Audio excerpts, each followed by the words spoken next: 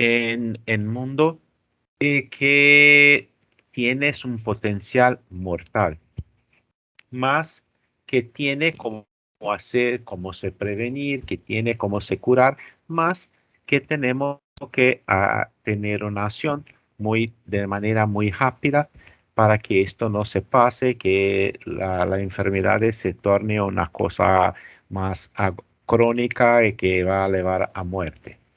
Entonces, sabemos que ella es transmitida por un mosquito, que últimamente, como te hemos visto, que con el avance de las ciudades, con el avance por toda parte, no tenemos más verde, está disminuyendo, y con eso la parte de los mosquitos están llegando mucho más perto de nosotros, y con esto la malaria tiene sido más evidente para nosotros. Tenemos una estadística de la Organización Mundial de Salud que habla que 99.7 los casos se dan en la región de la África. Ellos llaman de la región de la África de la OMS porque es una clasificación de ellos porque muchas veces esta no corresponde a la clasificación extremadamente geográfica, y sí ellos engloban unos países diferentes. Acá los casos regionales de sudeste asiático, 62.8%, 69 en Oriente Medio y 71.9 en Asia Pacífico, todos con la forma falciparum. La forma vivax es la predominante acá para nosotros, es 74.1%. Esta enfermedad tenemos una noticia buena y una noticia mala para todos. Primero, los números de personas infectadas mundialmente no tiene sido tan, como les dice, es grande, mas no tiene aumentado de una manera muy rápida. Tiene disminuido.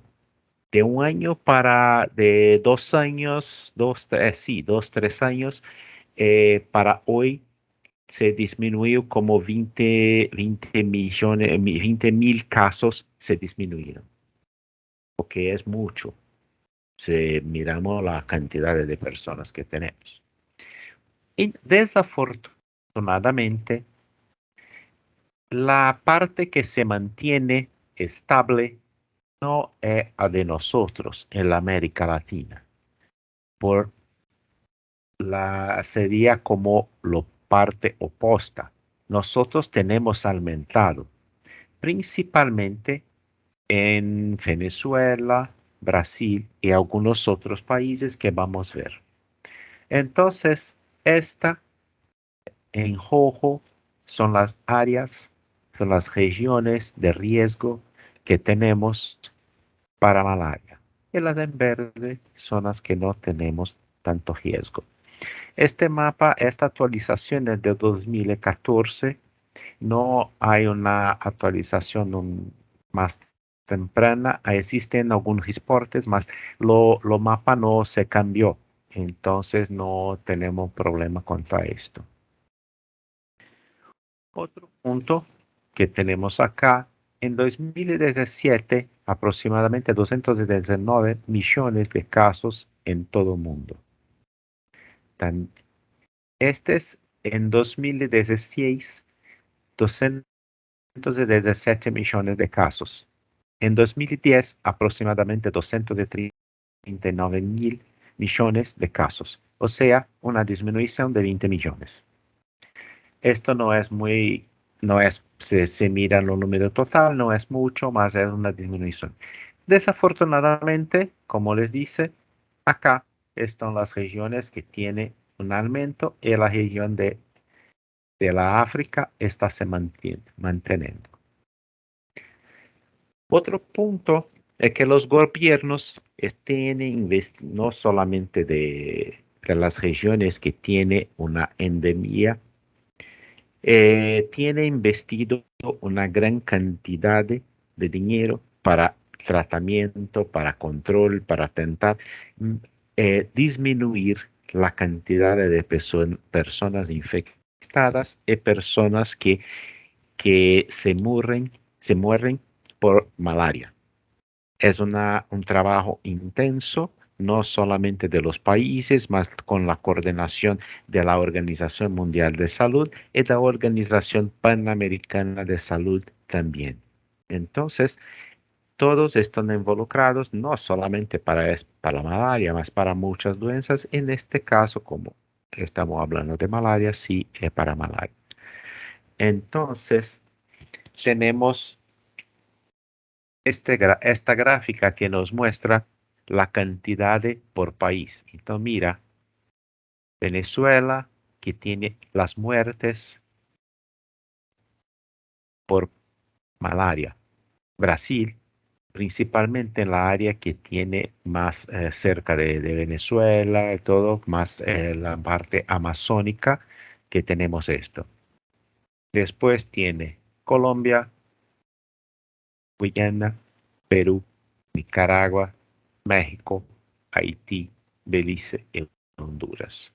Entonces, esta parte que es muy cerca de nosotros tiene un volumen de casos altos que no tiene disminuido, por lo contrario, tiene aumentado y los números de muertes también no es pequeño. Por esto hay justificativa de tanto investimento para que nuestros países hacen para esto. La transmisión en los ciclos. Podemos decir que este parásito tiene tres ciclos de vida. Uno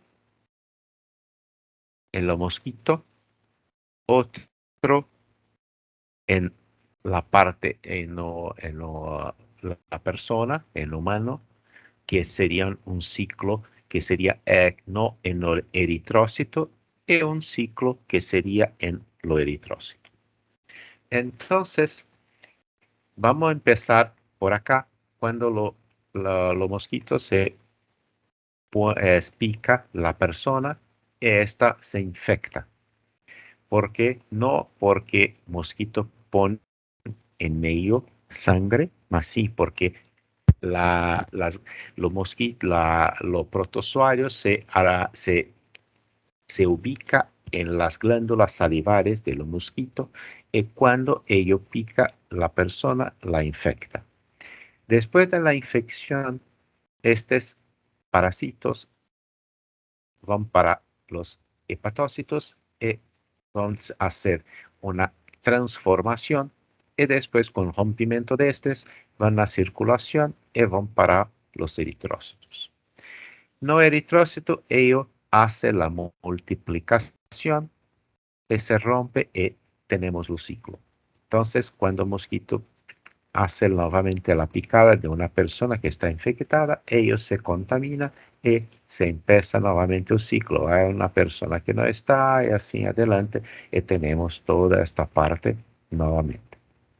Entonces, si no tenemos alguna cosa como hacer a eliminación de los mosquitos, que esto puede causar otros problemas. Entonces tenemos que encontrar una salida que sea como que este mosquito tenga un predador, que tenga alguna cosa o que no se tenga como hacer la multiplicación, que no va a sus glándulas salivares.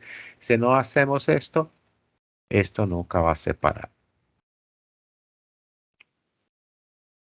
Los síntomas. Entonces, cuando tenemos la persona infectada, la persona enferma, se tiene fiebre. ¿Por qué fiebre? Porque lo protozoario que está dentro de la persona está se multiplicando, está haciendo una transformación y utilizando las células que nosotros tenemos. Entonces, el organismo va a intentar combatir esto, intentar hacer alguna cosa para que la enfermedad no tome cuenta de la persona, de los cuerpos. Por eso tenemos una reacción, una de ellas sería la fiebre. La dolor de cabeza, también una consecuencia de esto. Los escalofríos. ¿Esto por qué? Porque tenemos la fiebre, tenemos la variación de temperatura, y la persona tiene los picos de donde está se rompiendo las células, que está haciendo los combates, y tenemos la variación. Náuseas, vómitos, esto todo tenemos. La sudoración, que es una consecuencia de la fiebre también, es una reacción del cuerpo, y la dolor en los cuerpos. Y un malestar general. Entonces la persona está como muy mala, muy mala. No llegamos a estar como hoy tenemos la COVID, que es mucho más grave, que afecta mucho más los cuerpos de la persona, más es una enfermedad que va a afectar y que va a tener muchas consecuencias y el cuerpo va a intentar combatirla. Esto todo muchas veces se pasa después de 10 a 15 días que haya producido la infección. Si no se trata rápidamente, esto puede tornar una cosa mucho más grave. Se tornando más grave, se puede tener problemas renales, problemas en muchas partes, problemas en hígado, y problemas cardíacos y todo más. Entonces, cuanto más temprano se haga esta detección, empiece el tratamiento más temprano, más la posibilidad de tratamiento, la posibilidad de que la persona no se haga una evolución para un caso muy grave, haya posibilidad de que la persona no haga evolución para un caso más grave. Las pruebas que tenemos para hacer los diagnósticos. Entonces, en este momento es considerada como una gold standard o una referencia, como prefieren, la frotis. La frotis es una gota de sangre con colorante y va a hacer la pesquisa de los protozoarios en las células, en los glóbulos rojos. Más también existe pruebas con inmunofluorescentes que son para determinar la presencia también de protozoarios. Existen pruebas rápidas de anticuerpo.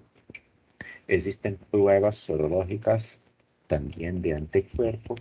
Existen pruebas de biología molecular que están con detectar la parte que tenemos de protozoario en la clasificación automatizada para todo esto, que vamos a hablar después. Tratamiento. Lo mejor tratamiento que tenemos, especialmente para paludismo falciparum, consiste en combinaciones de artemisina con otros fármacos, o sea, un tratamiento combinado para que se pueda hacer un combate no solamente con una sustancia, más con varias para que podamos eliminar lo, la razón de toda esta enfermedad, de todos estos síntomas que la paciente tiene.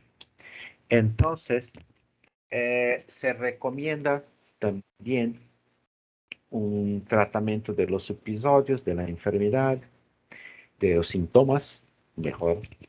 El uso de mosquiteros son tratamientos de prevención para evitar. Las mujeres embarazadas en regiones muy endémicas también se puede administrar dosis profilácticas para eliminar periódicamente los parásitos y fumigaciones para intentar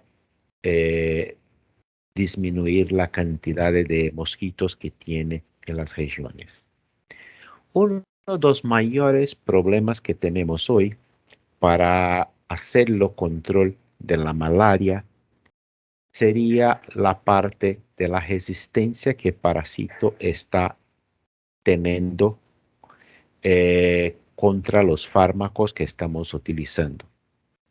Entonces, este es el mayor problema que tenemos porque muchas veces se utiliza la combinación de estos fármacos y no se hace los resultados que se esperaba. ¿Por qué? Porque hay resistencia del parásito a este fármaco. Para eso no se utiliza, para intentar disminuir la resistencia, no se utiliza artemisina solo.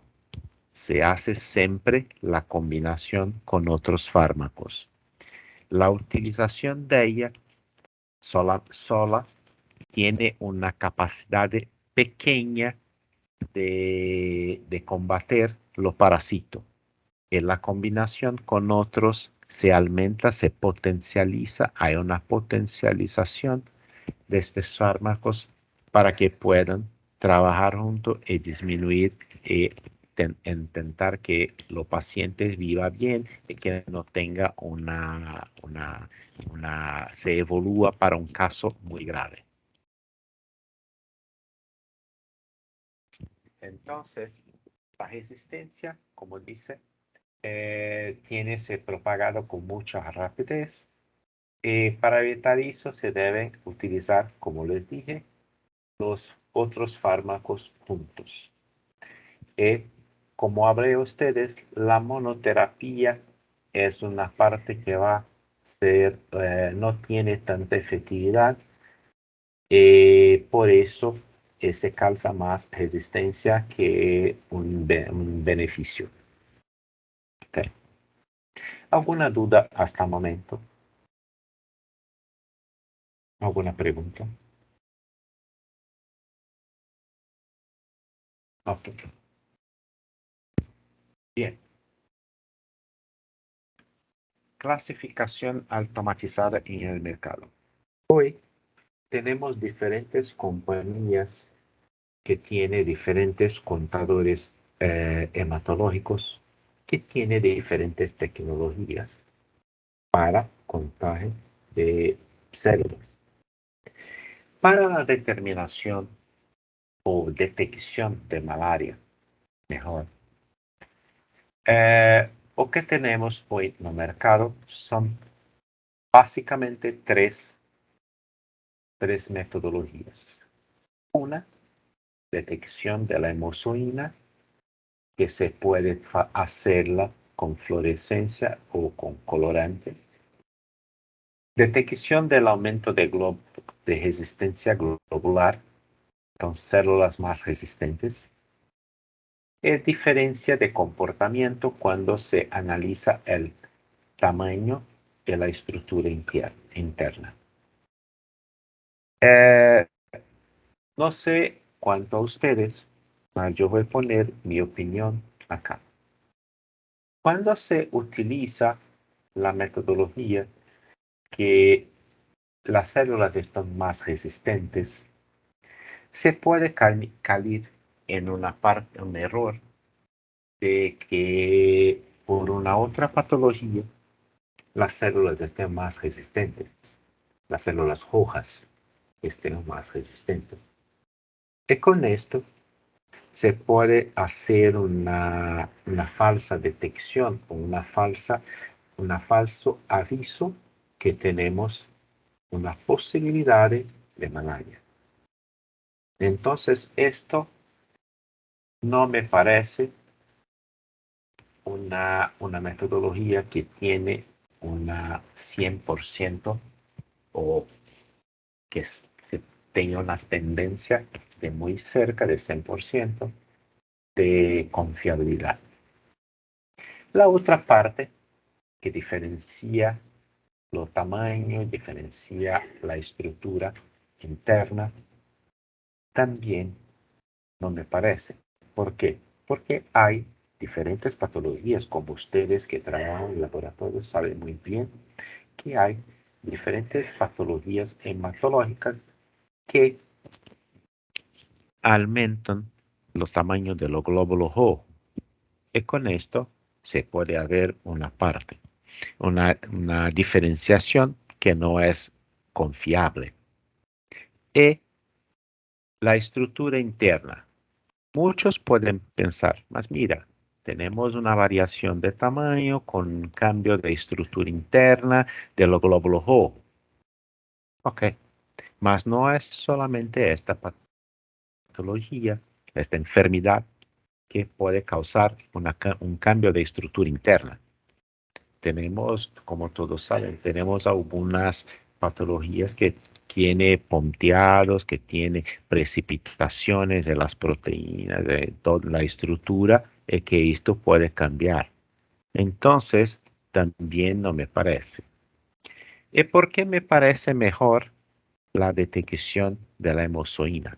Porque la hemozoína, sea ella por fluorescencia o por colorante, la hemozoína es un producto de la metabolización de la parte interna, o sea, de la proteína, de la hemoglobina, de todo que tenemos, es lo producto final, como se puede decir, la basura de la metabolización de la parte interna del glóbulo rojo por lo parasita, de los parásitos.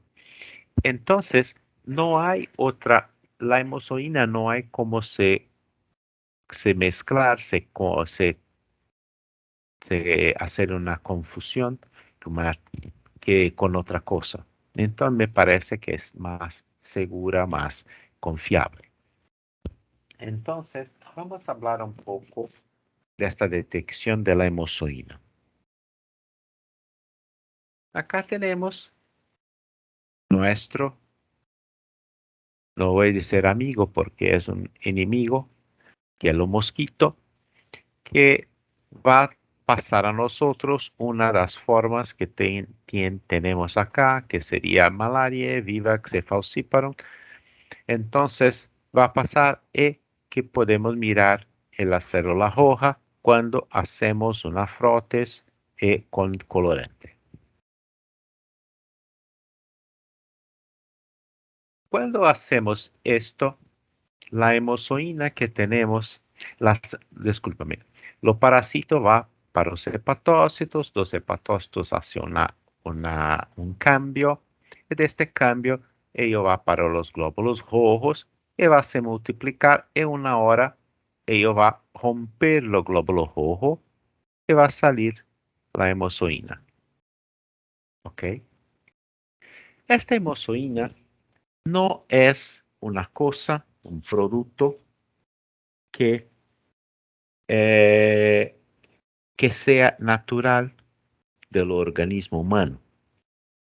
Ella es producto de una degradación, de una utilización de las proteínas que tiene la hemoglobina, de la estructura, de todo que tiene dentro del glóbulo rojo. No es una cosa que es natural. Si no es natural, ella va a sufrir, va a estar en la circulación y va a ser como un cuerpo extraño. Es diferente. No es de nosotros. Entonces, ¿o qué van a hacer las células? Las células van a intentar fagocitar y expulsar, poner para afuera o que no es conocido. Entonces, cuando lo pigmento malárico, los gestos, la hemozoína, está en circulación, ella es fagocitada por células. Acá tenemos dos ejemplos que son los neutrófilos y los monocitos. Entonces, tenemos un cuerpo que fue fagocitado, que estaba en circulación, que no es un cuerpo que es normal. Entonces, ello fue fagocitado. Y con eso, ¿o qué tenemos? Tenemos que la hemozoína fue fagocitada y ella va a ser detectada. ¿Cómo va a se pasar esto? Mira, cuando se tiene un equipo que trabaja con una, una luz de láser que hace una línea de esta luz en las células, como se ve acá, las células están caminando, pasando, y la luz de láser viene y va haciendo la dispersión cuando encuentra la célula. Tenemos en este caso, en caso de Ruby, tenemos cuatro dispersiones, cuatro ángulos de dispersión. Entonces tenemos 0, tamaño, 10, complejidad, 90, lobularidad y 90 despolarizado, que es una luz que es que sufre una variación, que es la misma de 90, que sufre una variación con los gránulos dos eosinófilos. ¿Por qué? Porque estos gránulos no se consigue diluir con lo diluyente. Ellos penetran en la célula y no consigue hacer la dilución. Entonces la luz cuando incide en los glóbulos blancos, los eosinófilos, esta luz se cambia de dirección. Entonces ella muda de sentido y llamamos a ella de despolarizada. Cuando una célula blanca, como vimos acá, son células blancas, cuando una célula blanca fagocita la hemozoína, entonces podemos ver este dos puntitos, este punto que tenemos acá. Esta hemozoína va a tener lo mismo comportamiento que tiene los gránulos de los eosinófilos. O sea, no se consigue hacer diluir este gránulo, esta hemozoína, y por lo tanto, la luz del láser, cuando incide en la célula que tiene la hemozoína, esta célula, este gránulo va a hacer lo cambio de la luz de ángulo de 90, que va a hacer pasar a llamar ángulo de luz despolarizada en 90 grados. Yo entiendo que la primera pregunta que viene a su mente va a ser, tenemos, si ella se comporta de la misma manera que se comporta un gránulo de eosinófilo, es posible que tenemos que ello haga la mezcla de una célula que no es un eosinófilo como un eosinófilo. Lo conté de una célula que es eosinófilo como un eosinófilo. No, yo voy a explicar por qué esto no se pasa. Mira, este es un ejemplo de lo que tenemos. Abajo tenemos la parte que no tiene una lobularidad. Entonces tenemos monocitos, tenemos linfocitos y todo más. Y la parte que no tiene gránulos, discúlpame, que no tiene gránulos y tiene una lobularidad. Entonces, monocitos, linfocitos y acá 100 gránulos los neutrófilos. ¿Por qué? Porque el diluyente consigue diluir la granulación de los neutrófilos. En la parte que está acá arriba de la línea, tenemos en verde los eosinófilos. Esta población acá, que está en purple, está en esta cor, ¿por qué ella está acá? ¿Qué población es esta? Esta población serían los monocitos. Entonces, ¿o qué se pasó? Los monocitos deberían estar acá. ¿Y por qué están acá? Porque ellos tienen gránulos de hemozoína. Entonces, mira, mira cómo equipo no cambia la cor. ¿Por qué esto se pasa? Cuando se pasa una célula, me permitan volver un poco para que ustedes consigan entender. Cuando se pasa la célula una a una acá, los cuatro ángulos de dispersión van a tener las características de la célula: tamaño, complejidad, lobularidad, granulosidad. Y para que equipo haga la diferenciación es una combinación de estas características.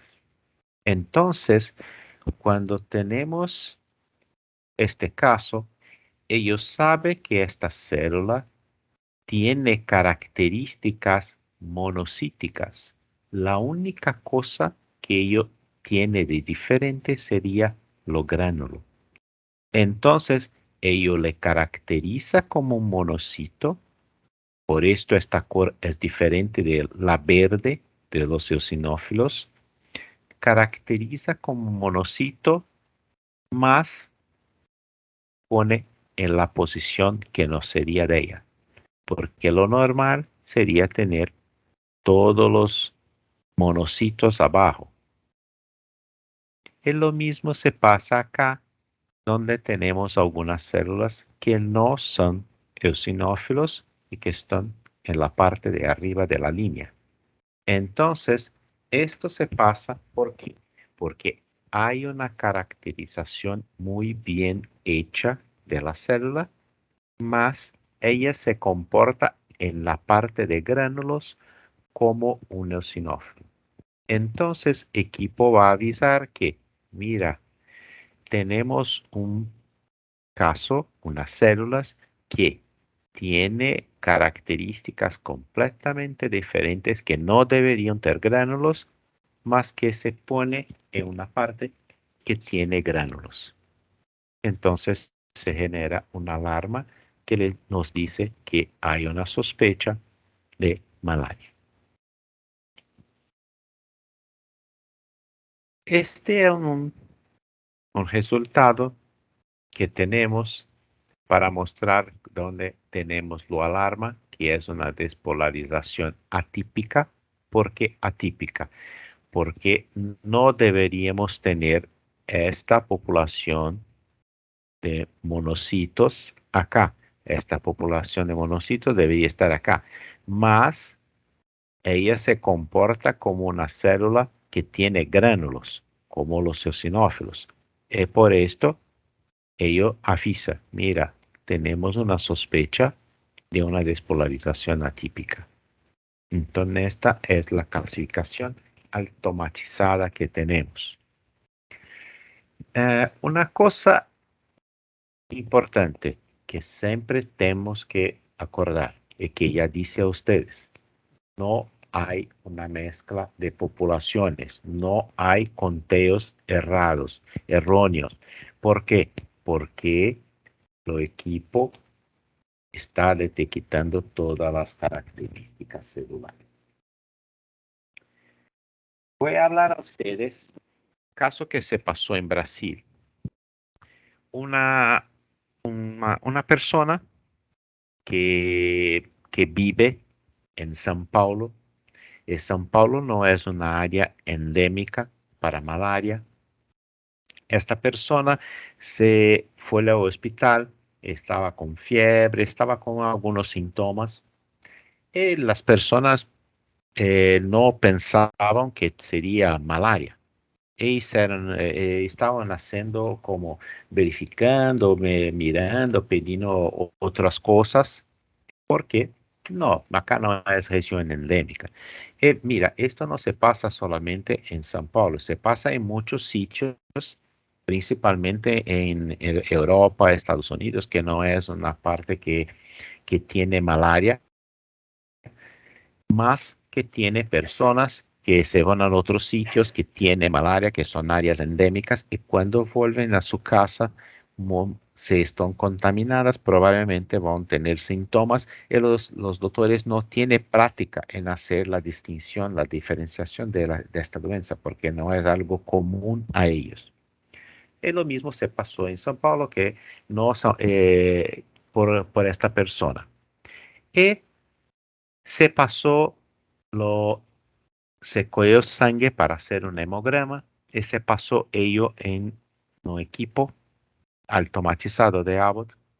Ese dio lo alarma de despolarización atípica. Ese se pensó que es muy extraño, no es posible todo. Lo doctor fue a hablar con la persona. Esta persona era un empleado de la compañía Embraer, que hace aviones. Embraer tiene aviones con el ejército brasileño. Esta persona pasó como un mes, 2 meses en Amazonas haciendo mantenimiento de un avión. En este tiempo se contaminó con malaria y no había tido nada hasta que veo para San Paulo y todo, y los síntomas aparecieron. Entonces, no es común en muchas áreas tener este tipo de doença, mas hoy, no hoy exactamente, porque ainda no estamos saliendo de una pandemia, mas como las personas tienen un grande flujo de viaje, todo, se puede tener esta enfermedad en sitios que no son comunes. Y el diagnóstico de estos pacientes se torna un poco más le- lento porque no es común tener esto y lo doctor no tiene como, esto es malaria. Porque en regiones endémicas todos sabemos que cuando el doctor se mira casos así, y ya sabe lo que se pasando, ya sabe qué tiene que hacer, es muy rápido. Mas en sitios que no tenemos esto, que no es común, es más demorado.